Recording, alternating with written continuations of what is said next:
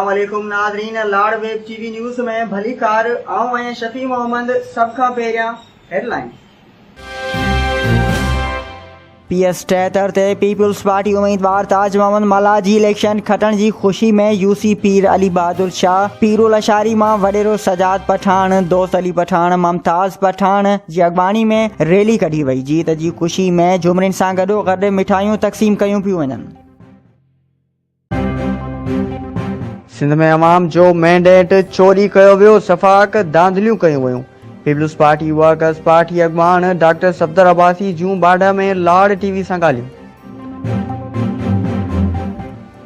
मौसमियात खाते पारां सिंध में बरसात जी अॻु कथी सूमर खां अरब ताईं हैदराबाद, मीरपुर ख़ासि, सरबार खैर लाड़काणे, सखर डिवीजन में बरसात जी पेशनगोई कई आहे।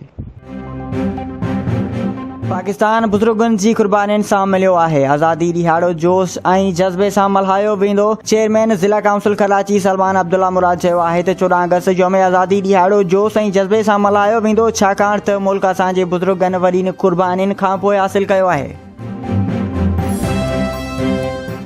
PS 73 जे पीपल्स पार्टी उम्मीदवार हाजी ताज मोहम्मद मला जी खटण जी ख़ुशी में हाजी नेक मोहम्मद भट्टी, नूर मोहम्मद चन्ना, ज़ुहैब हिंगोर जो जी अॻवानी में रैली, मिठाइयूं तक़सीम, जियालनि जूं झुमरियूं। हाणे कंहिं बि हारी सां ज़्यादती न थींदी, कंहिं सां बि ज़ुल्म न थींदो, कंहिंजो बि पाणी बंदि न कयो वेंदो। जेकॾहिं कंहिं मिसकीन जो पाणी बंदि कयो त उन सां गॾोगॾु बिलावल हाउस जो बि पाणी बंदि थींदो। अहिड़ो इज़हार PTI सिंध जे सदर हलीम आदिल शेख शुक्रिया पाकिस्तान कारवां जे नाले सां निकितल रैली खे टंडो मोहम्मद ख़ान बुल्ली शाह करीम में ख़िताब कयो। वधीक डेली न्यूज़ अपडेट वठण जे लाइ असांजो YouTube चैनल सब्सक्राइब करियो ऐं बेल आइकन ते क्लिक करियो।